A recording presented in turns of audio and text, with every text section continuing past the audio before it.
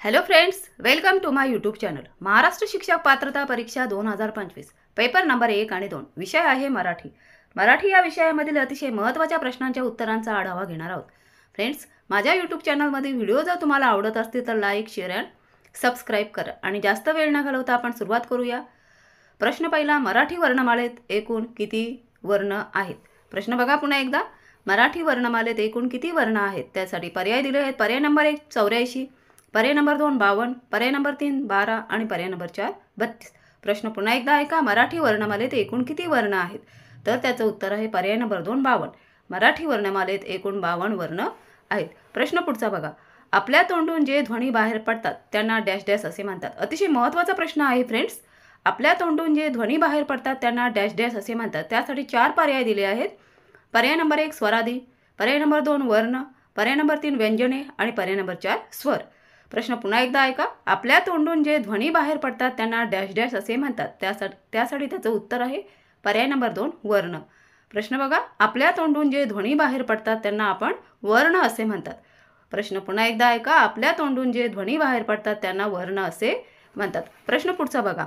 मराठी भाषा लेखनासाठी dash dash लिपीचा वापर करतात. अतिशय महत्त्वाचा प्रश्न आहे फ्रेंड्स. मराठी भाषा लेखनासाठी डॅश डॅश लिपीचा वापर करतात. त्यासाठी 4 पर्याय दिले आहेत. पर्याय नंबर 1 सकला, पर्याय नंबर 2 देवनागरी, पर्याय नंबर 3 ब्राह्मी आणि पर्याय नंबर 4 सुंदरा. प्रश्न बघा पुन्हा एकदा. मराठी भाषा लेखनासाठी डॅश डॅश लिपीचा वापर करतात. त्यासाठी त्याचं उत्तर आहे पर्याय नंबर 2 देवनागरी. मराठी भाषा लेखनासाठी देवनागरी या लिपीचा वापर करतात. प्रश्न पुन्हा एकदा ऐका. मराठी भाषा लेखनासाठी देवनागरी या लिपीचा वापर करतात. फ्रेंड्स, तुम्हाला जर या प्रश्नांची उत्तरे येत असतील तर कमेंट बॉक्समध्ये नक्की सांगा. मराठी वर्णमालेत एकूण किती स्वर आहेत? महत्त्वाचा प्रश्न आहे फ्रेंड्स. मराठी वर्णमालेत एकूण किती स्वर आहेत? त्यासाठी 4 पर्याय दिले आहेत. पर्याय नंबर 1 आहे 12, पर्याय नंबर 2 आहे 16, पर्याय नंबर 3 आहे 14, पर्याय नंबर 4 आहे 18. प्रश्न बघा पुन्हा एकदा. मराठी वर्णमालेत एकूण किती स्वर आहेत? तर त्याचं उत्तर आहे पर्याय नंबर 3 14. मराठी वर्णमालेत एकूण 14 स्वर आहेत. प्रश्न पुन्हा एकदा ऐका. मराठी वर्णमालेत एकूण 14 स्वर आहेत. प्रश्न पुढचा बघा. खालीलपैकी डॅश डॅश हा संयुक्त स्वर आहे. प्रश्न पुन्हा एकदा ऐका. खालीलपैकी डॅश डॅश हा संयुक्त स्वर आहे. त्यासाठी 4 पर्याय दिले आहेत. पर्याय नंबर 1 आ, पर्याय नंबर 2 ए, पर्याय नंबर 3 अ, पर्याय नंबर 4 उ. खालीलपैकी प्रश्न बघा पुन्हा एकदा. खालीलपैकी डॅश डॅश हा संयुक्त स्वर आहे. तर त्याचं उत्तर आहे पर्याय नंबर 2 ए. खालीलपैकी ए हा संयुक्त स्वर आहे. खालीलपैकी ए हा संयुक्त स्वर आहे. प्रश्न पुढचा बघा. ह हा वर्ण कोणत्या प्रकारचा आहे? अतिशय महत्त्वाचा प्रश्न आहे फ्रेंड्स. ह हा वर्ण कोणत्या प्रकारचा आहे? त्यासाठी 4 पर्याय दिले आहेत. पर्याय नंबर 1 महाप्राण, पर्याय नंबर 2 उष्मय, पर्याय नंबर 3 स्वतंत्र आणि पर्याय नंबर 4 अर्धस्वर.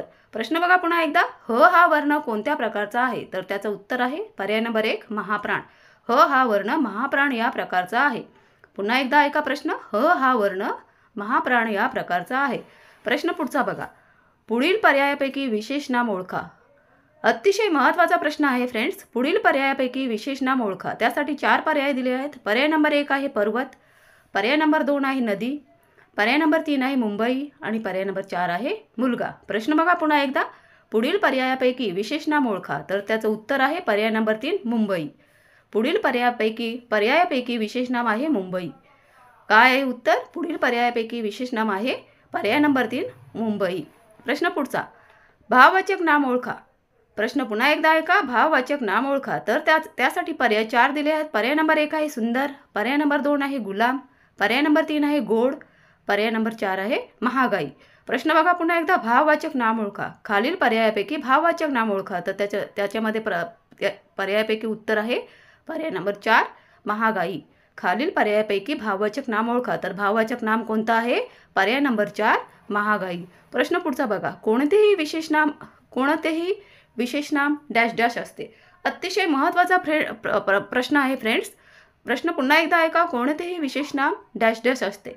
बघा त्यासाठी 4 पर्याय दिले आहेत. पर्याय नंबर 1 आहे एकवचनी, पर्याय नंबर 2 आहे सामान्य नाम, पर्याय नंबर 3 आहे वचनहीन आणि पर्याय नंबर 4 आहे अनेकवचनी. प्रश्न बघा पुन्हा एकदा. कोणतेही विशेष नाम डॅश डॅश असते. त्यासाठी त्याचं उत्तर आहे पर्याय नंबर 1 एकवचनी. कोणतेही विशेष नाम एकवचनी असते. अतिशय महत्त्वाचा प्रश्न आहे. बघा पुन्हा एकदा प्रश्न. कोणतेही विशेषण एकवचनी असते. प्रश्न पुढचा बघा. कल्पवृक्ष या शब्दात एकूण किती व्यंजने आहेत? अतिशय महत्त्वाचा प्रश्न आहे फ्रेंड्स. कल्पवृक्ष या शब्दात एकूण किती व्यंजने आहेत? त्यासाठी पर्याय दिले आहेत. पर्याय नंबर 1 6, पर्याय नंबर 2 5, पर्याय नंबर 3 7 आणि पर्याय नंबर 4 4. प्रश्न बघा पुन्हा एकदा. कल्पवृक्ष या शब्दात एकूण किती व्यंजने आहेत? तर त्याचं उत्तर आहे पर्याय नंबर 6. पर्याय नंबर 1 6. कल्पवृक्ष या शब्दात एकूण 6 व्यंजने आहेत. प्रश्न पुन्हा एकदा ऐका. कल्पवृक्ष या शब्दात एकूण 6 व्यंजने आहेत. प्रश्न पुढचा बघा. खालीलपैकी कोणत्या वर्णास वस्य वर्ण असे म्हणतात? अतिशय महत्त्वाचा प्रश्न आहे फ्रेंड्स.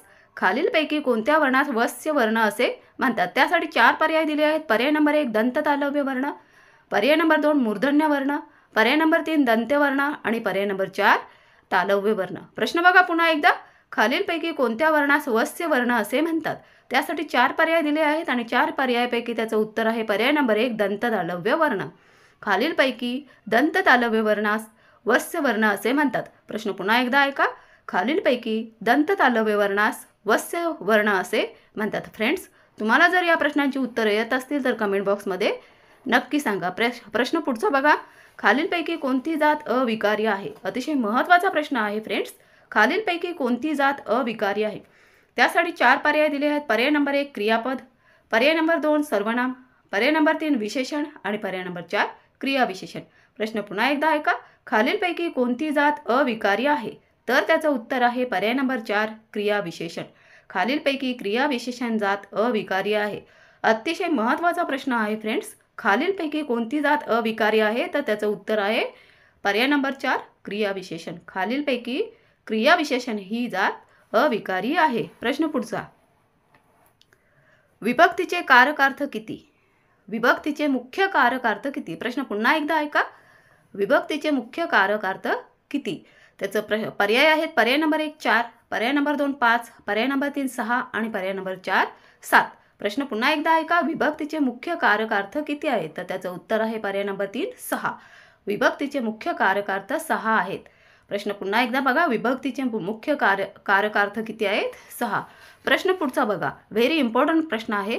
2 किंवा अधिक शब्द अथवा 2 किंवा अधिक वाक्ये जोडणाऱ्या अविकारी शब्दांना डॅश डॅश असे म्हणतात. प्रश्न बघा पुन्हा एकदा. अतिशय महत्त्वाचा प्रश्न आहे फ्रेंड्स. जर तुम्हाला या प्रश्नांची उत्तरं येत असतील तर कमेंट बॉक्समध्ये नक्की सांगा. महत्त्वाचा प्रश्न आहे. इम्पॉर्टंट प्रश्न आहे बघा. 2 किंवा अधिक शब्द अथवा 2 किंवा अधिक वाक्य जोडणाऱ्या अविकारी शब्दांना डॅश डॅश असे म्हणतात. त्यासाठी 4 पर्याय दिले आहेत. पर्याय नंबर 1 संधी, पर्याय नंबर 2 शब्दयोगी अव्यय, पर्याय नंबर 3 उभयान्वयी अव्यय आणि पर्याय नंबर 4 समास. अतिशय महत्त्वाचा प्रश्न आहे फ्रेंड्स. प्रश्न पुन्हा एकदा ऐका. 2 किंवा अधिक शब्द अथवा 2 किंवा अधिक वाक्य जोडणाऱ्या अविकारी शब्दांना डॅश डॅश असे म्हणतात. त्यासाठी 4 पर्याय दिले आहेत आणि त्याच्यापैकी एक उत्तर आहे पर्याय नंबर 3 उभयान्वयी अव्यय. 2 किंवा अधिक शब्द अथवा 2 किंवा अधिक वाक्य जोडणाऱ्या अविकारी शब्दांना उभयान्वयी अव्यय असे म्हणतात. प्रश्न पुन्हा एकदा ऐका. 2 किंवा अधिक शब्द अथवा 2 किंवा अधिक वाक्य जोडणाऱ्या अविकारी शब्दांना उभयान्वयी अव्यय असे म्हणतात. प्रश्न पुढचा बघा. सप्तमी विभक्तीचा कारकार्थ खालीलपैकी कोणता आहे? बघा प्रश्न पुन्हा एकदा. सप्तमी विभक्तीचा कारकार्थ खालीलपैकी कोणता आहे? त्यासाठी 4 पर्याय दिले आहेत. पर्याय नंबर 1 अपादान, पर्याय नंबर 2 संप्रदान, पर्याय नंबर 3 अधिकरण आणि पर्याय नंबर 4 कारकार्थ नसतो.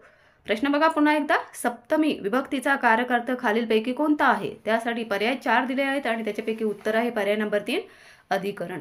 सप्तमी विभक्तीचा कारकार्थ अधिकरण आहे. काय आहे प्रश्न बघा. सप्तमी विभक्तीचा कारकार्थ अधिकरण आहे. फ्रेंड्स, जर तुम्हाला या प्रश्नांची उत्तरं येत असतील तर खाली कमेंट बॉक्समध्ये सांगा.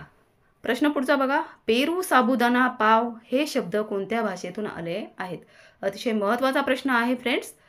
पेरू साबुदाणा पाव हे शब्द कोणत्या भाषेतून आले आहेत? त्यासाठी पर्याय 4 दिले आहेत. पर्याय नंबर 1 अरबी, पर्याय नंबर 2 फारसी, पर्याय नंबर 3 संस्कृत आणि पर्याय नंबर 4 पोर्तुगीज. प्रश्न बघा पुन्हा एकदा. पेरू साबुदाणा पाव हे शब्द कोणत्या भाषेतून आले आहेत? तर त्याचं उत्तर आहे पर्याय नंबर 4 पोर्तुगीज. पर्याय नंबर 4 आहे पोर्तुगीज. पेरू साबुदाणा पाव हे शब्द पोर्तुगीज भाषेतून आले आहेत. प्रश्न पुढचं बघा.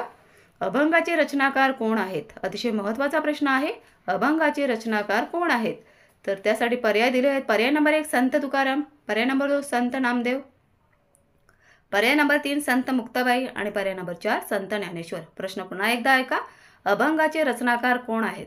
तर त्याचं उत्तर आहे पर्याय नंबर 1 संत तुकाराम. अभंगाचे रचनाकार संत तुकाराम हे आहेत. अतिशय महत्त्वाचा प्रश्न आहे फ्रेंड्स. प्रश्न पुन्हा एकदा ऐका. अभंगाचे रचनाकार संत तुकाराम आहेत. प्रश्न पुढचा बघा. बालकवी यांचे पूर्ण नाव काय आहे? अतिशय महत्त्वाचा प्रश्न आहे. बालकवी यांचे पूर्ण नाव काय आहे? त्यासाठी 4 पर्याय दिले आहेत. पर्याय नंबर 1 त्र्यंबक बापूजी ठोंबरे, पर्याय नंबर 2 त्र्यंबकराव साहेबराव शिरवाडकर, पर्याय नंबर 3 माणिक सीताराम गोडघाटे, पर्याय नंबर 4 यशवंत दिनकर पेंढारकर. प्रश्न पुन्हा एकदा ऐका. बालकवी यांचे पूर्ण नाव काय आहे? तर त्याचं उत्तर आहे पर्याय नंबर 2 त्र्यंबक बापूजी ठोंबरे. प्रश्न बघा. बालकवी यांचे पूर्ण नाव काय आहे? तर त्याचं उत्तर आहे पर्याय नंबर 1 त्र्यंबक बापूजी ठोंबरे. प्रश्न पुढचा बघा. Ramayan Valmiki Mahabharat question mark. रामायण कोणी लिहिलं? वाल्मिकीने. तर महाभारत कोणी? त्यासाठी त्याचं उत्तर आपण सांगायचं आहे. बघा प्रश्न काय पुन्हा एकदा. रामायण वाल्मिकी तर महाभारत क्वेश्चन मार्क. तर त्यासाठी 4 पर्याय दिले आहेत. पर्याय नंबर 1 आहे अर्जुन, पर्याय नंबर 2 आहे श्रीकृष्ण, पर्याय नंबर 3 आहे कालिदास, पर्याय नंबर 4 आहे व्यासमुनी. प्रश्न बघा पुन्हा एकदा. रामायण वाल्मिकी तर महाभारत क्वेश्चन मार्क. तर त्याचं उत्तर आहे पर्याय नंबर 4 व्यासमुनी. रामायण वाल्मिकी तर महाभारत व्यासमुनी. प्रश्न पुढचा बघा. भारूड हा काव्यप्रकार कोणामुळे ओळखला जातो? अतिशय महत्त्वाचा प्रश्न आहे फ्रेंड्स. भारूड हा काव्यप्रकार कोणामुळे ओळखला जातो? त्यासाठी 4 पर्याय दिले आहेत. पर्याय नंबर 1 संत एकनाथ, पर्याय नंबर 2 संत ज्ञानेश्वर, पर्याय नंबर 3 संत तुकाराम आणि पर्याय नंबर 4 संत तुकडोजी. प्रश्न पुन्हा एकदा ऐका. भारूड हा काव्यप्रकार कोणामुळे ओळखला जातो? त्यासाठी 4 पर्याय दिले आहेत आणि त्यामध्ये पर्याय नंबर हे त्याचं उत्तर आहे. प्रश्न बघा. भारूड हा काव्यप्रकार संत एकनाथ यांच्यामुळे ओळखला जातो. प्रश्न पुन्हा एकदा ऐका. भारूड हा काव्यप्रकार संत एकनाथ यांच्यामुळे ओळखला जातो. प्रश्न पुढचा बघा.